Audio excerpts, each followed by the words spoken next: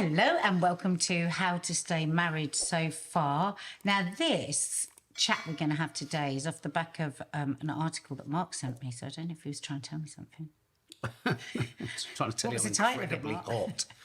Was it sun, sea and sexless breaks? Why couples aren't getting hot on holiday. And actually it's very quite hot right now. A comprehensive article, you know, dating from this journalist's honeymoon right through to busy family holiday sex to actually post-divorce sex. Yeah, there's a lot of opinions in there. And by the way, if you first time on the podcast, this is our marriage podcast, which we'll be doing now, I think, for about 5 years. Halfway. And this is about episode 120 something. And the important bit is in brackets so far, because one can never assume safely that one has ever reached the right destination until one of you is in the ground. I think that's probably exactly the best bet. You never know. You never and know. That's a very cheery beginning to so far. We are also on YouTube. If you want to watch us, our YouTube channel is called the Sawalha-Adderleys, and there's loads of other content on there as well.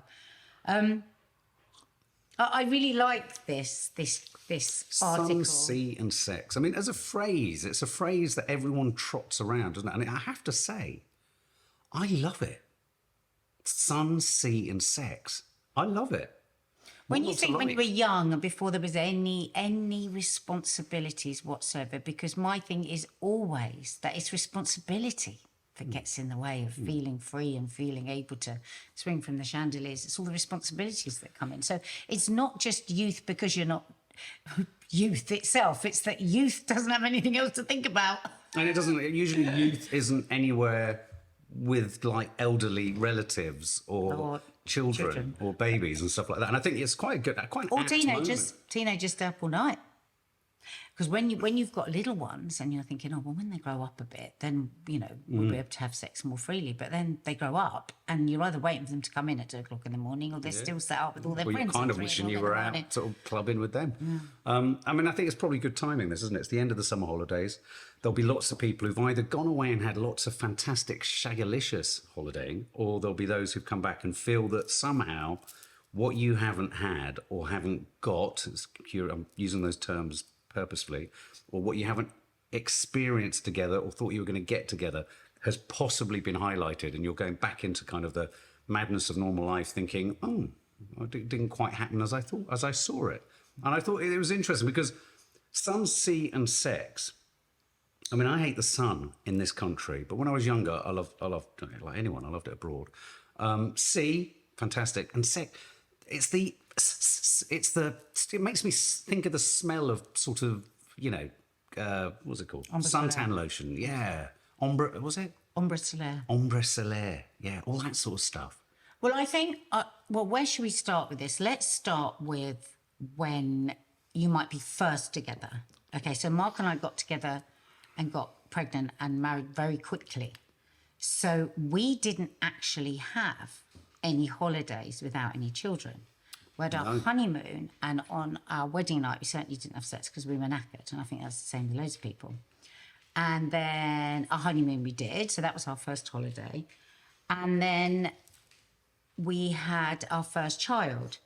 And so then our next holiday was then with a child. Bear in mind, I've got 2 children already, so we were also quite quickly incorporating a much older child. So it wasn't even like you had that sort of thing that I think young parents can get, which is baby's down, there's a moment. You've actually got slightly older children too, didn't we? And our first holiday was with Maddie. We went to Argentina. And what we were trying to do is like have that couple thing, you know, not feel like we're tied down by a baby. We're going to go fucking miles away. And everything will be fixed and we'll have great sex and it will all be amazing and it will all be... And, you know, she's good on that in this article because it's a bit like those expectations with New Year's Eve. You know, you put so much store in it. Well, you're still breastfeeding, you're still not sleeping, you still got to be quiet because the baby's going to wake you up. And I think I would actually say to people, forget about holiday support for your first couple of years with them. Everyone just gets that nice idyllic thought. We'll be playing with them in the sea and they'll be so tired and they'll sleep all night. I think actually it's a real breaking point, taking new babies away on holiday. Too hot, their routines all over the place. They're fussing and overheated. It's not all magical like the couple would have hoped, and so yet again, sex goes right to the bottom of the list. So then you can often come back and think, oh my God, our sex life really is ruined. Not even on holiday. So I seriously, that would be my advice, unless you've got a night nanny. Yeah, I mean, we've quite quickly got into kind of, I hear what you're saying, and I think it's good. And the article kind of pushes through the practicalities of different types of holidays. I mean, I think the thing, I'm always fascinated to know what makes me click on an article or make me click, especially on this sort of thing. I like sex, but it's the myth and it's the idea of this thing, sun, sea, sand and sex or whatever it is, and I do think that we instill it with an enormous amount of Expectation. Well, not just expectation, but like you say, how it plays out. And I think this is true generally, and we've talked about this in our sort of traveling vlogs and family vlogs and what have you. There's a different kind of pressure on a holiday where you're supposed to, in a sort of microwaved fashion, have all the best bits amplified and be able to relax, can't do and at be able home. to stop and be able to, and so all of the good bits are supposed to be able to come to the fore. When in matter of fact, actually, often, in the real world, it's a time to kind of suddenly breathe a sigh of relief.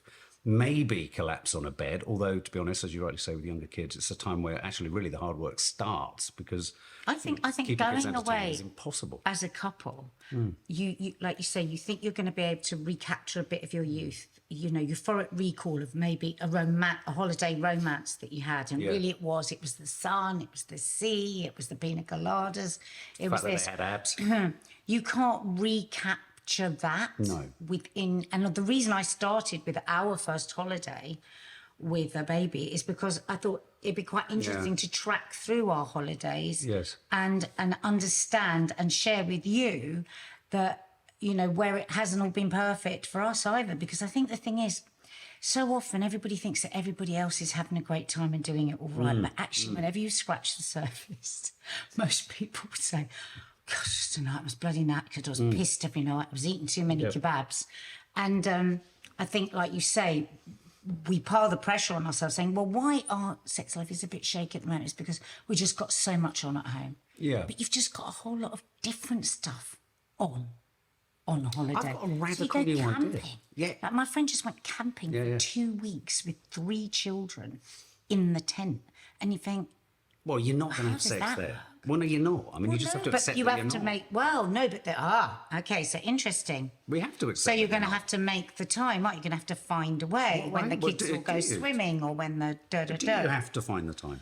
No, I'm saying that's the pressure in your head. I have to find the time, otherwise, oh my God, how are we going to feel? We've got to be, like, if we were young, we'd be ripping each other's clothes off and finding a way. It's all that stuff, I think, that comes in, and like you say, people come back. 60% of people come home disappointed. I love the fact that this survey was done by Durex. Was it? Yeah, the company that did this was Durex. So, and they're wanting people to believe that, you'd think they'd want the world to believe that everyone's wanting to have more and more sex. I mean, I just want to say one thing, because you might not know this, but an awful lot of women will say that if they get like a couple's break, like a short break, the pressure then is enormous. And I'm sure it's the same for men. You've suddenly got, you haven't got the kids. Of course, we've all got kids in our head all the time. You don't just simply leave the kids at home and suddenly you haven't got kids. They're in there, like sucking up all the oxygen out of a relationship. That's what they do. And so a lot of women have a technique. Do you know what it is? Sorry, excuse me. Sorry, we had to pause there because I had a big coughing fit. So do you know what it is, what the technique is? No. Can you imagine? I wonder if there's any women here thinking what the technique that you would use to avoid having sex? No, not to avoid, so that you don't feel a failure. Do it straight away. Yes, every woman says that. So get there, get it done straight away. It takes the pressure off, and then you might be able actually to have some nice sex at a different time. Oh, I see. Because I've sometimes wondered that about us. Because we'll get there, and on a sort of personal break. Yeah, no, we would. We can usually it can happen quite quickly, and then we're both not as inclined for a couple of days, and then we can sometimes actually come home, and it would have been the first time that we did it there that was the time. Sometimes. Got confused. I Well, remember no, once. I think you're right. What I'm saying is I don't think that's just for women. I think for men too. I think there is this idea of let's make sure it happens in some way. So, Yeah. and you're up for it and you've got there and it's usually the excitement of it all. But sometimes actually, as you get older, if you're there for say you're only there for 3 days and it happens on the first night and the second night you've got to get up at 6 a.m. and you've just one night and one of you's drinking or both of you are drinking. I mean, with us, it's just one of us.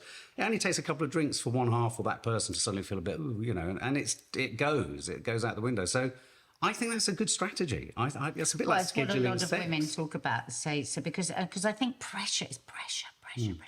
So many different kinds of pressure, isn't it? Pressure to look great, pressure to perform well, pressure to be up for anything, pressure to be, you know, the most loving of couples, pressure to be saucy, all these things. And at the same time, doesn't matter if you're on holiday or not, all the other pressures of life is still there. You're not going to suddenly feel gorgeous. You're not going to suddenly feel properly connected with the person that maybe you haven't been getting on that well with, and you haven't been having good convos with, and you haven't been kissing as much, and suddenly you're launched into a holiday where suddenly you've both got to be like swinging from the chandeliers. I think it's really dangerous, and I can think of relationships. I mean, moments I've been in relationships where there is an unwritten sort of assumption on both sides that perhaps how this trip goes or what does or doesn't happen in this trip in terms of intimacy is going to be some kind of, if you like, assessment of kind of where we're at, especially if I'm thinking about relationships precisely where there were no children involved, or you know, and you went away with kids,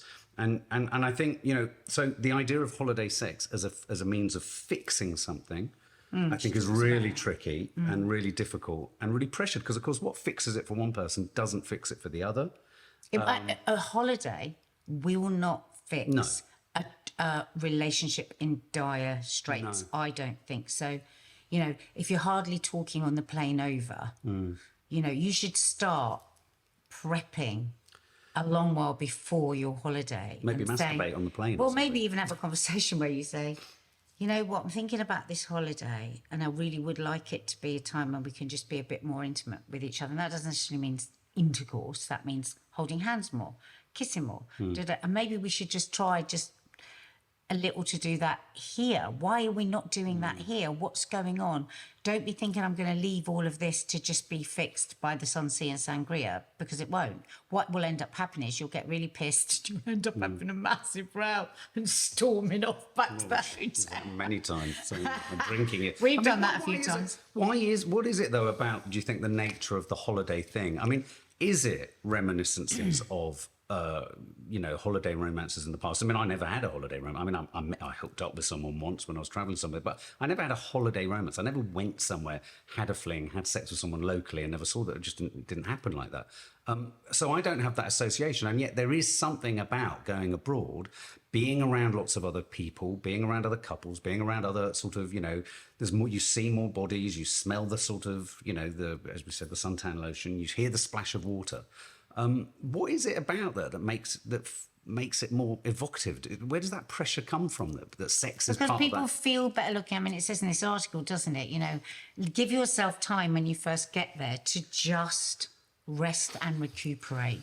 Yeah, don't feel like, you know, you've got a 2-week holiday. Don't feel like you've got to be, you know, gymnasticking in the first couple of days. Give me 20. You'll start to feel better. As you get older, you do bloat a bit on the plane. The bloat goes down a bit. Isn't it? You've got a bit of a tan.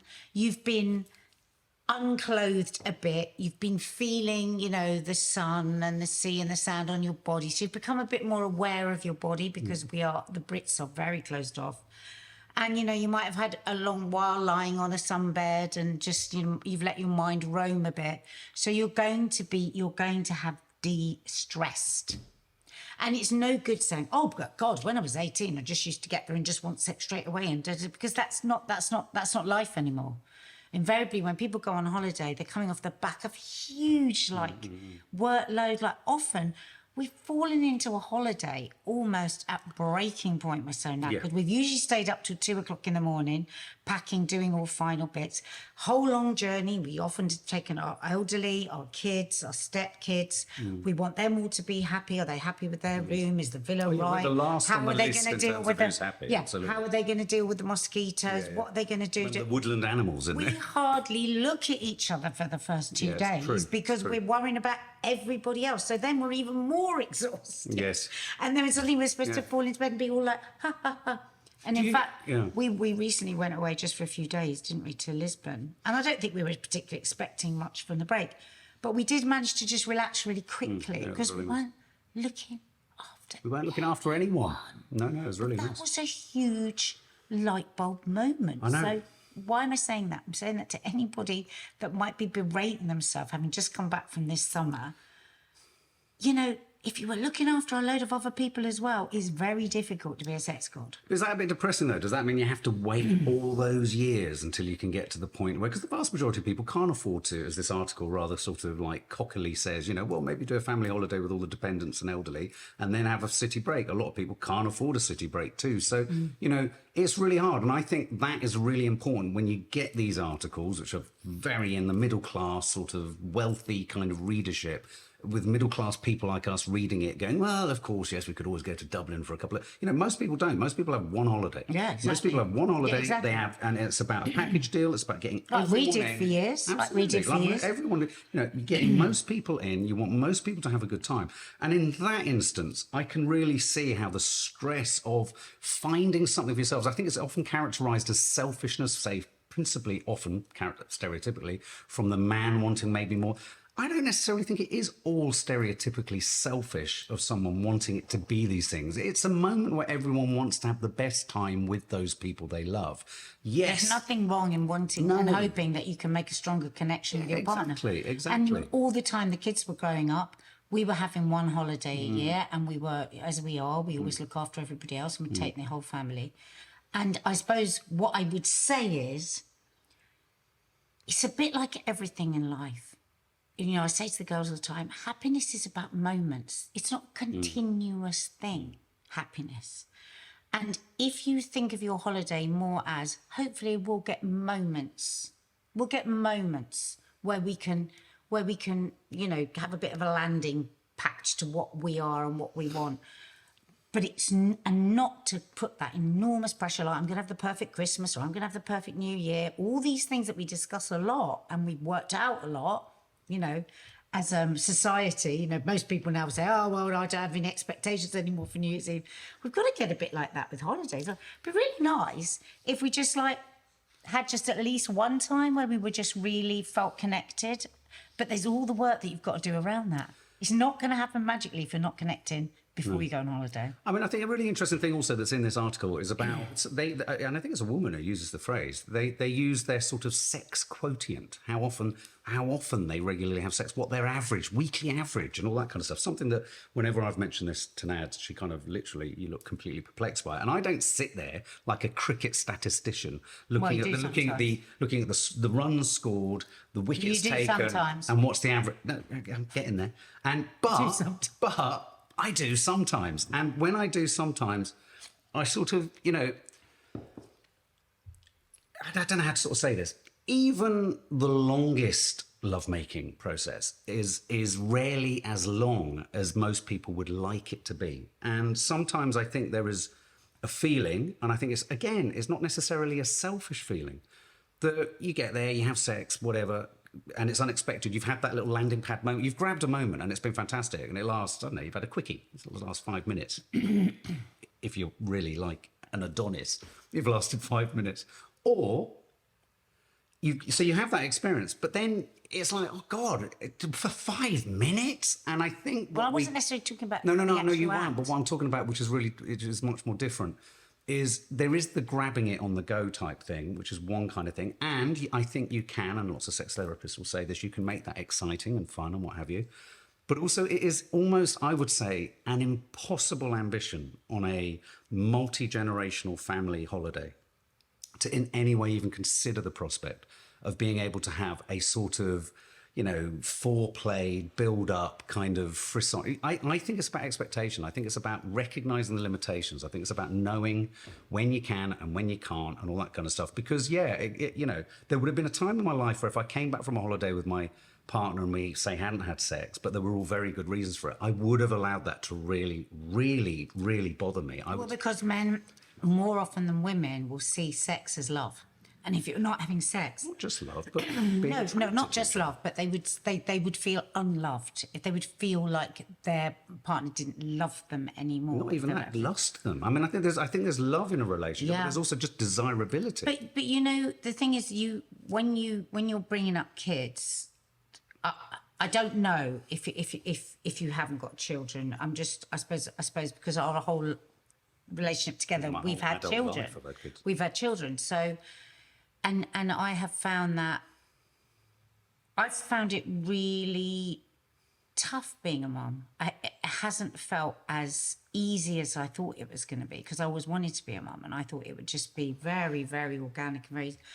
And I actually really struggled and had so much self-doubt being a mum. They consumed me, you know, absolutely consumed. I was exhausted so much of the time. You know, I was an older mum, you know, and then probably when I had both the girls, I was probably actually, now when I think about it, in perimenopause. So there's energy levels and everything. And we've spoken about this many times. And, you know, I think I think it's really difficult for a partner when they're with somebody who is sidelining them, because literally they can't get one foot in front of the other because they're so knackered. But it's equally difficult for both. It is equally difficult. And you know, I'm not going to say women, I'm going to say I was just like, I can't actually cope with the need of this person when I'm just trying to like keep my foot. And they always want you, the babies, when they're young, they always want to get in your bed. They always want to eat your food. They always want to hang off your neck. They always want to sit in your, you know, at that age, it's just constant. And then it's just another person wanting something from your body. That's what it becomes. And it's not that you don't lust that person. If you probably had an hour to sit and think about it, you probably would, but you get consumed. That's the thing. And then this other person is left opposite you, like puppy dog eye, going, what about me? And maybe it will all be fixed on holiday. And you want to throw yourself I don't into think the sea. I think that characterisation is a bit simplistic. I don't think it is. No, but just I am looking being perfect. purposefully I know. simplistic. I get what you're saying, and I think it's really important for men to hear that, and I think it's really important for men to hear that, because it's true. And I think one of the benefits of us having gone through all of that sort of stuff is for me to be able to look back and, you know, I'm going to be a parent, a father to daughters who are much older, and they're going to go through these issues in their relationships and growing up and getting old and going through. I'm going to have kids that go through a menopause, you know. So it would be, I'm looking forward to hopefully being able to really help with whoever partner they're with, you know, what that period of time is like, and not to take it personally, not to feel it in this way, to try and have compassion and understanding and space and all the things that are necessary. I was unaware of it purely from a menopausal position, of course, from a And parenting. to I be knew fair, that I was unaware that you had depression. Yeah, and bipolar. I mean, you know, but everyone is going through so many different things. We were going through shit, and we didn't know we were going through shit. And you know, so again, we're all going to put our sexy coat on now, and we're going to go on holiday, and and there's all this shit going on still as individuals, as a couple. It ain't going to be fixed on a week in Spain. Well, it's funny though, because it was a toss-up between this article I found and the other article that I sent to Andrew at the same time on our shared WhatsApp podcast ideas one, was the increase in sex tourism and sex parties and sex cruises and all that kind of stuff. No. But isn't it interesting that these are the two ends of the spectrum? And I wonder whether, in some regards, the increase of the other one, there was something on television, was it Gogglebox or something? They were talking about swinging or so. But I wonder whether, you know, that sort of, and there was a piece that I did at the weekend on the Weekend Coffee Moaning, our sort of newspaper news sort of digest, which was about the increasing vogue for monogamish kind of relationships. And I sometimes wonder whether that also comes out of this difficulty or struggle actually to find time for yourselves, so that you almost have to kind of multiply your options a little bit in order to find the things that you want for yourself. But just on a sort of slightly more light-hearted fashion, something in this article I really liked was, I think it was a woman said at one point, the nice thing about being on holiday is, of course, you feel a bit more attractive because you've got a bit of a suntan, and your partner looks a bit better because they've got a bit of suntan. Well, let me just pause things right there. More often than not, as a British man, you're sunburnt. Because you didn't bloody listen to your bloody wife who said, make sure you put cream on before you go out. And I'm not body shaming sunburnt bodies, but there's nothing less attractive than a sunburnt male body, regardless of how toned and especially if the burn goes on their Jesus creepers. Jesus creepers, exactly. So there's that. Or the time when you fell asleep Yes. with two hands. Yeah, there's that.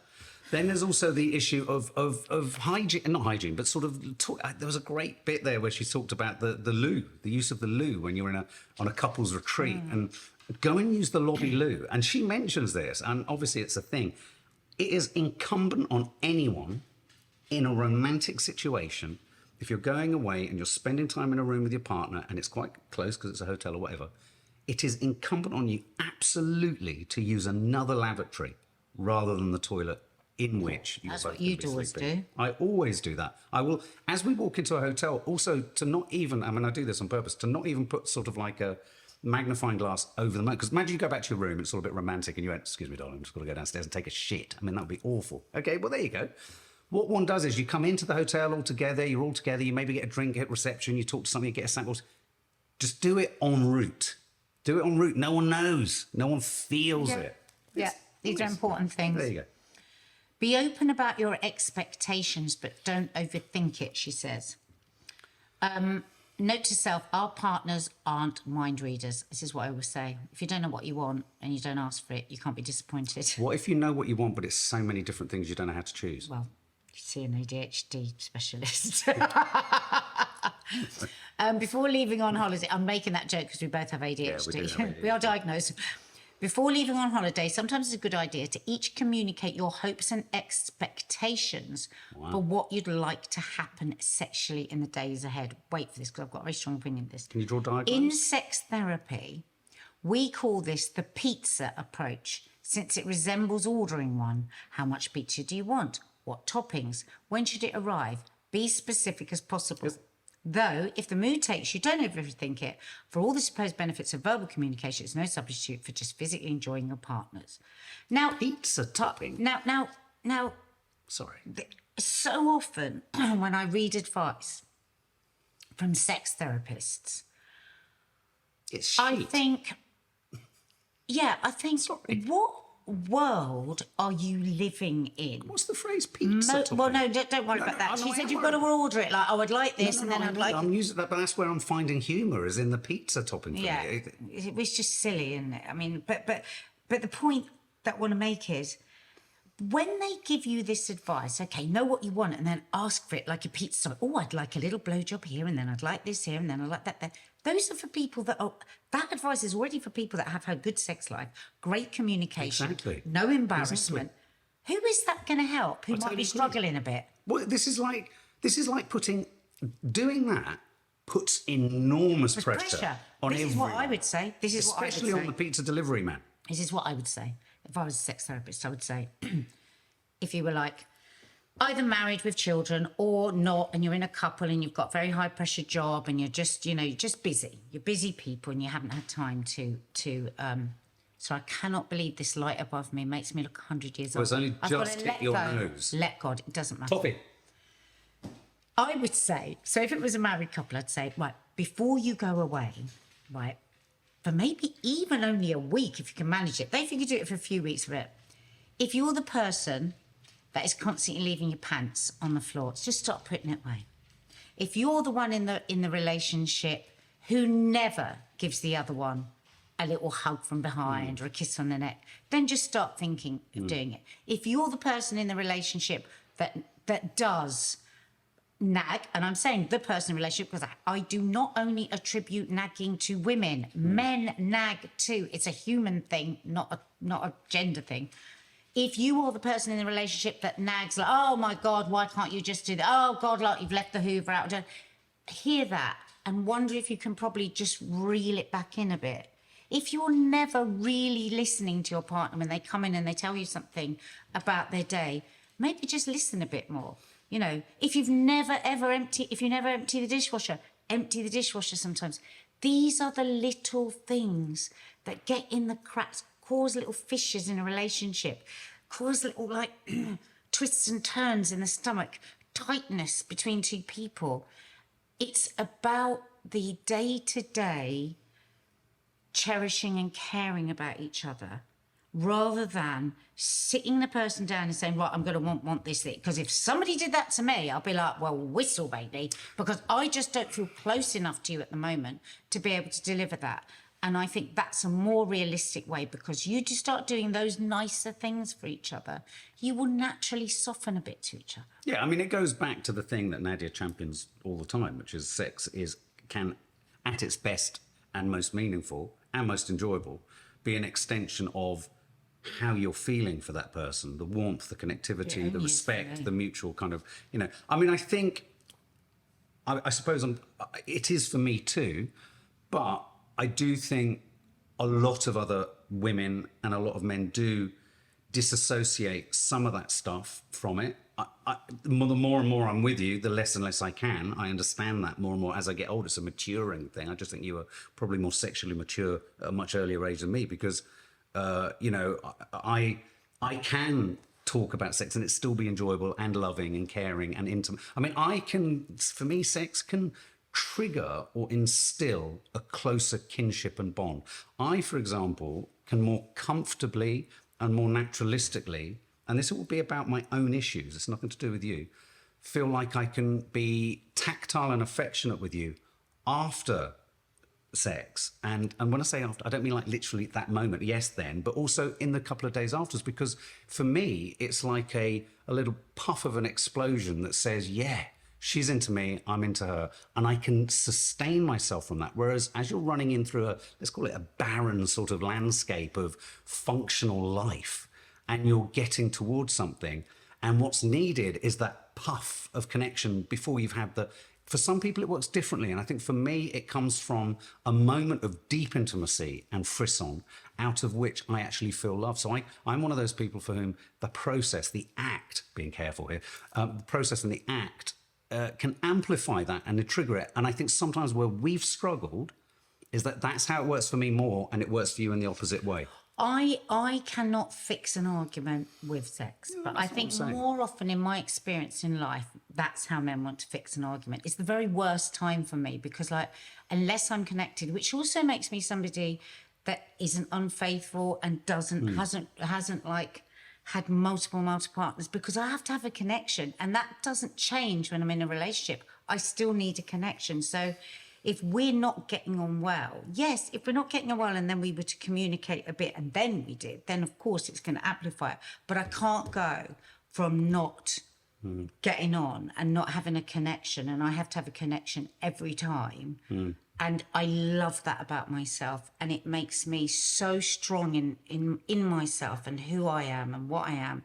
And I've never had to chase someone to feel some way. And I would always, I've never fixed anything in my life with sex. I love sex, but I've never fixed my life with it. And that means I've never been a victim to it, or a victim of it with people and having to chase people. Do you know what I mean? No, and I would wholeheartedly agree. And as your friend, as a friend of yours, I would look at you and I'm in admiration of that, because I think, as your husband, God, I wish you were someone else. As your husband, I just wish we could just get on with it. No, I mean, because I suppose the issue for me with that is that when I say what about for your mother of your children, and how I talk to them about it? What do you mean? Pleased that I am the way that I am. Well, yes, of course, but also, I mean, but the point I'm trying to make is that I wasn't talking about fixing anything. I was talking about it from a point of view of just not having a bad patch, not having an argument and fixing an argument. Yeah, I'm just but talking about the ordinariness of it. You love to make an argument up that way, to have total distance and then fix it that way. Well, yes. Yes, that is, yes. If you brought this up, you've got to admit it. No, but that's not what I'm talking about here. I do that, and I have done that, but that's not what I'm talking about. Yeah, never do that. Never do that, because that never works for me. No. What I'm talking about is like ordinary, just trudging life days go by, and then sometimes I think if there was intimacy that is would be coming from a sort of unprepared perspective and just happens, it would help for me kind of flourish a sort of certain kind of, I don't know, what do you want to call it? Intimacy, empathy, all the stuff. Whereas actually what happens is the trudge-like nature of just day-to-day life, one gets slightly just sort of separate. And then you wonder why you're looking at each other across this huge ravine going, well, actually, if we'd have just had a little bit of touchstone there or a little bit of touchstone there. But I would still say, and this is why I think it's so good that we're both coming from this at such a different angle, because there will be people that 100% will be going, God, I'm just like Mark, and God, I'm just like Nadia. And that's why this podcast, I wish I'd had something to listen to like this, because you can just retreat into your own sense of, is it right or is it, well, nobody's right and nobody's wrong. You just have to try and find a way that you can both live with your own right. And the thing is that you can absolutely know about me, that it's like always authentic. It's never, you know, I'm never in a situation where, I mean, God, we all are at some point in our relationships where it's like, oh, just to make everybody happy, you know, but that is not the way I wanted to live my life. I wanted to always be true to myself and not be like doing like a lot of people I know, just to keep them quiet, just to shut them up, just to keep them happy. I never want to be that person. I'm always going to be in a mood for a week. I don't want it. I don't want that marriage. I don't want that relationship. And I think, you know, when you're talking about how can you have what you want if you don't ask for it, I know that's what I want, and that is what I ask for. Yeah. I got it. I suppose, okay, it's your way or the highway. No, it's But not. it is, but it has to be. No, I don't think that's fair to say that. Hang on, I didn't mean it as unfairly as that sounded, but what I'm saying by that is, unfortunately, I have to say this, because I do think we are different in this. The only way a relationship can work is that if one person is in that sort of way of approaching it all the time, and I think, as I've just said, I am in admiration of it. One has to, for the sake of that relationship, respect that side of it first. You have to, otherwise you're asking someone to do something incredibly intimate and personal about their body and themselves that they don't want to do, and that's not good. But it's really interesting. I hope you don't mind me saying this, because what I'm hearing is that you don't want to hear what I said. Because actually, the key is extremely easy to pick up and put in the lock. Because if you listen to what my advice would have been as a sex therapist, I agreed with it. I wasn't saying that there has to be this incredibly intimate thing that has to then build. I was saying it's the tiny little moments of cherishing that will lead me there and many other people. But the fact that so often somebody that doesn't think in that way just doesn't want to do that, or just doesn't hear that, then I would say that's two people insisting on doing it in exactly their own way. Because I don't think, I'm never saying, I want to be flown to Paris, I want petals scattered on the floor, I want baths run for me, I'm not. I'm saying sometimes a nice hug, sometimes the emptying of the dishwasher. When you're earlier, you know, in earlier years, if the other one's been the one that gets up every night for the baby, you do that maybe 2 or 3 nights in a row. Imagine that, the intimacy, the care, the love, the romance in that. My romantic love language, Bear, never asks for any, there is no money involved in it. There's not a single thing that I want bought for me or given to me to show romance.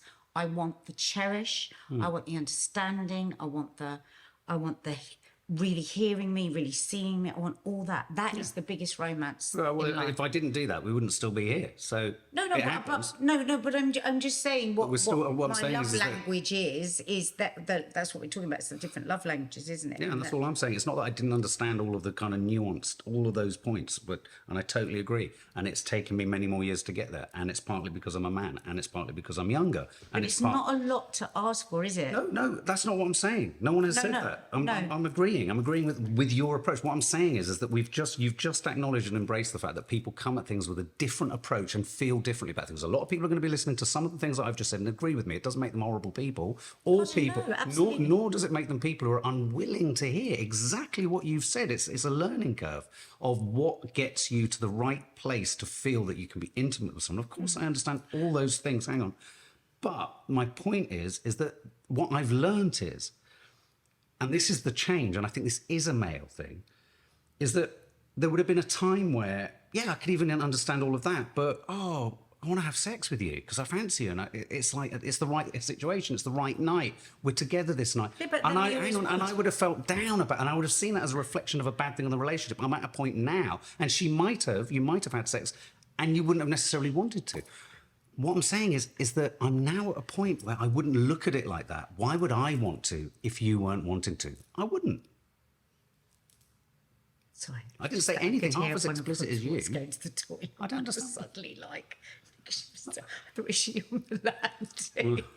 Which is very apt with what we're talking about. No, the reason why I went back and challenged again was because when you said, so it really is your way or the highway, I think that is relevant when somebody is saying it's only this way. But when you say how things work for you and then you give really simple ways for that to be put into place, I don't think that is my way or the highway. It's saying, okay, well, maybe this is the way that it can work for me, and it's not going to cost you any money, and it's not going to take you hours and hours, but it's these moments to me are my love language. Yours is I want to walk in and I want you to rip my clothes off and not care and have wild abandon, which again is a maturity thing. It's like we all understand that's not our lives anymore. Do you know what I mean? Yeah.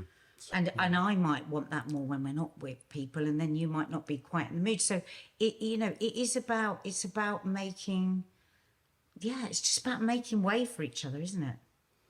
It's about getting those moments to align. It's not just about ordering a pizza with a pineapple topping. I wish it was. No, and sex therapists, if you're listening, please don't give people the most impossible exercises to do. These are people that can't bear the bloody sight of each other often.